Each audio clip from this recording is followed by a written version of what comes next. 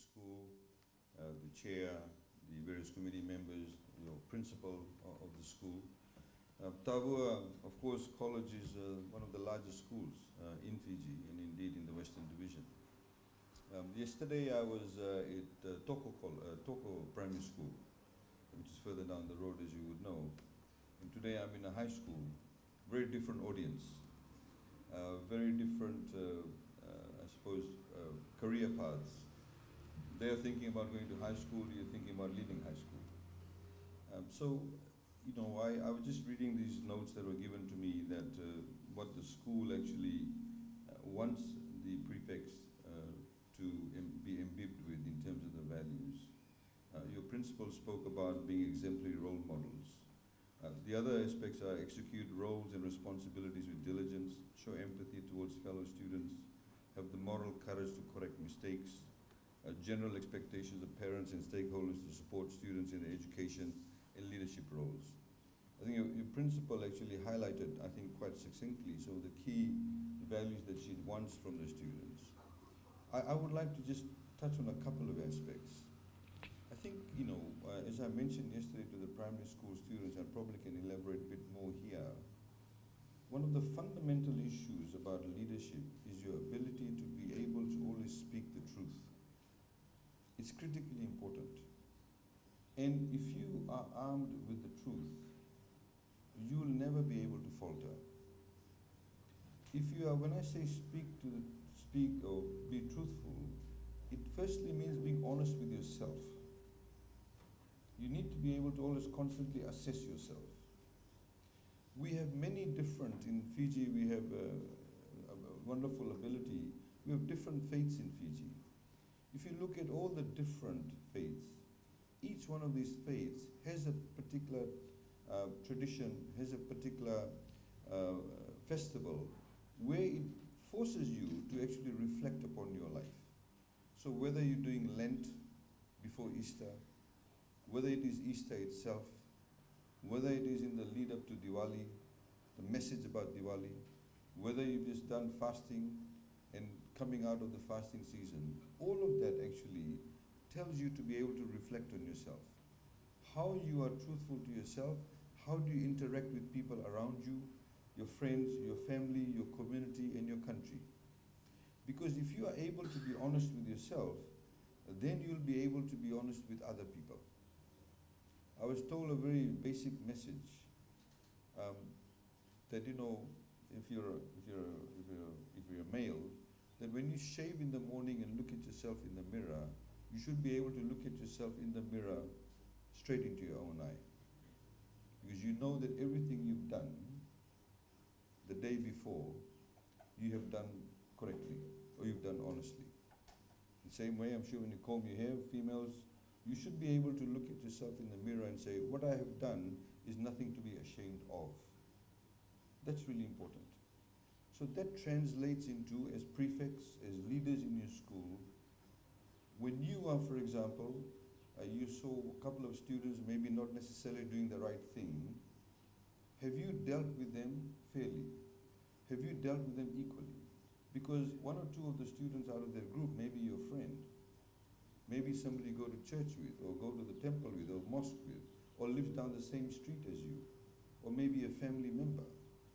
Are you treating them differently to the person who is not related to you, or who you don't know? It's a school of nearly 1,000 people. You may not know all of them. But in applying the rules as a prefect, as a class prefect, or a school prefect, are you treating everybody equally? Are you applying the rules or the law equally to everybody? In legal speak, that means rule of law. Rule of law means the law applies to everybody, and that when that law is applied, it's applied equally to everybody without discrimination. It's a very fundamental issue. If you are able to, I'm talking specifically to the prefects, if you're able to get that value in you now, when you grow up, when you go and actually out into the world, when you go to university or you go to work, if you have that value, it gives you a much better footing to be a good leader, to be a good person fundamentally. That is critically important, that honesty aspect. The other aspect, of course, is your ability to ensure that you have integrity. Integrity means that you are able to, at any time, not just speak the truth, but be able to stand up to any scrutiny. You know, it is always very interesting, as you know, when you have public life, when people ask you questions, you need to be able to stand up on your feet and say, yes, I have done this, I have not done this, I may not have done this now, but I intend to do so later.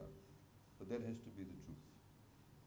In the same way, for example, if you are now imbibing those values now, when you go out into the community, it will be very important for you to be known for that.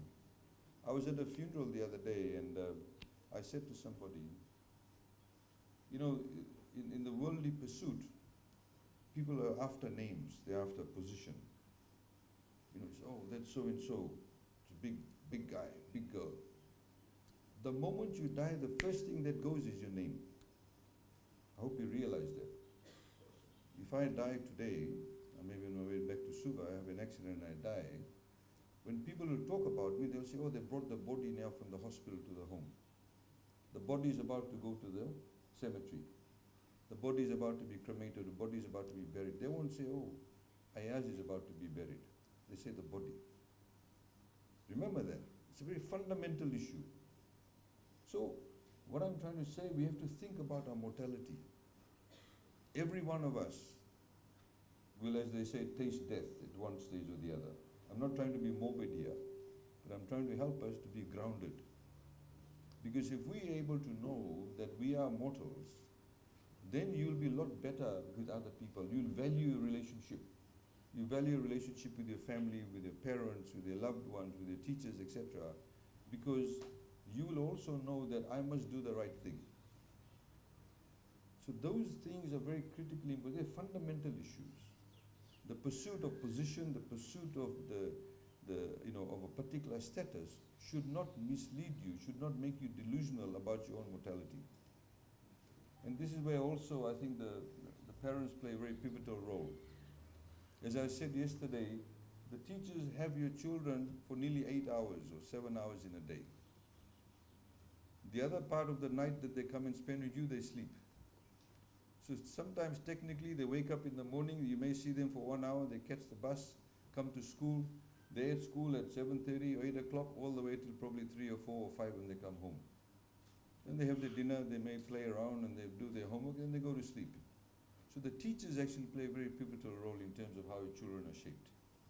The school they go to is how they are shaped. You also need to play a pivotal role. The young ones, how you give them the foundation is critically important, and of course we have our teenagers. They will soon decide what career they want to pursue. Some of them may already have decided what career they want to pursue. And in that sense, I would like to say to the parents, please allow your children to pursue a career that they want to pursue. Don't force them to become something that they don't want to become. I've seen so many parents have said to the children, you must become an accountant. You must become a lawyer. If your daughter, if your son wants to become an engineer, let them do engineering. We of course now have toppers, we have TELs. They have the flexibility to be able to pursue those subjects. If your son or daughter wants to become a carpenter, let them become a carpenter. Because if they have a passion for it, they'll be very good at it. Remember that. Working may be about earning a living, but it's also about happiness. If you pursue a career that your child feels happy about, they pursue a career, I'm also giving a message to them. You pursue a career that you feel passionate about. If you feel passionate about farming, do it. You'll become a damn good farmer. If you want to become an electrical linesman, do that. If you want to become a doctor, do that, because they'll become very good at it. And at the moment, ladies and gentlemen, in Fiji, over 70% of the population is below the age of 40. So all of you over the age of 40 are in the minority, including myself. These people are the majority. They are the future. We currently in Fiji lack a lot of skill sets. A lot of people previously, after 87, migrated. We have pushed our children into various careers that we don't necessarily need. At the moment, there's a shortage of tradespeople. We are getting, some companies, construction companies, are getting work permits from Bangladeshis and Filipinos are coming because there's not enough tile layers. You know, those refined work that needs to be done. There's not enough people in there. Some of our people have gone off to Christchurch when they had the earthquake to become tradespeople there. They hired electricians, they hired bricklayers, plumbers, etc. So there's a lot of skill sets that we require. We require a lot of people in climate change space, in marine science, foresters, town planners. So these skill sets are critically important, and these people, of course, these young people, are the ones who will ensure how successful we are economically speaking. Because it's the pursuit of that career and filling up the skill sets that will ensure that we become economically a lot more prosperous. So, ladies and gentlemen, I mean, I understand we've got a Talanoa session after this. I'm quite happy to take questions, both from the parents and the students. There's a lot of talk going around. Of course, it's an election year. There's a lot of rumor mongering, a lot of untruths, a lot of truths, a lot of falsehoods being spread around. And I think it's really important in this day and age of technology that we have so much access to information, that people access the right information, the correct information. You know, nowadays, as I mentioned yesterday, if somebody says, I saw a frog eat a horse, people will say immediately on Facebook, where was it? Where did it happen? What color was the frog? What color was the horse? Nobody stops to think that actually a frog can't eat a horse. You see what I mean? The moment people see something on social media, they believe it's the truth. Everybody in this room is highly intelligent. You have the ability to discern what is the truth. You have the ability to go and find out what the truth is, just with a little bit of reading and a little bit of rational thinking. I would like to thank the college for the invitation. I'd also like to wish all the best to all the prefects, all those of you who are being through this investiture ceremony.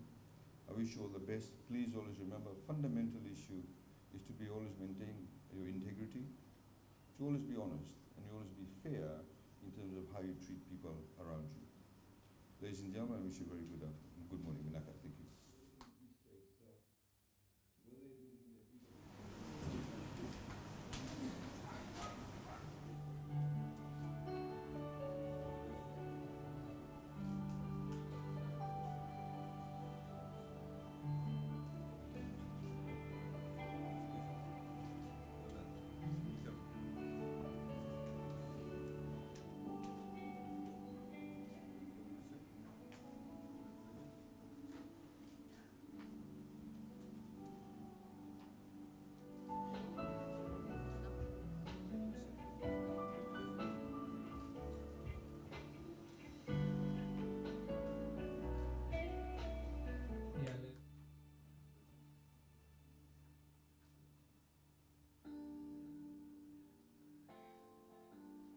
Peckham of EF heading C.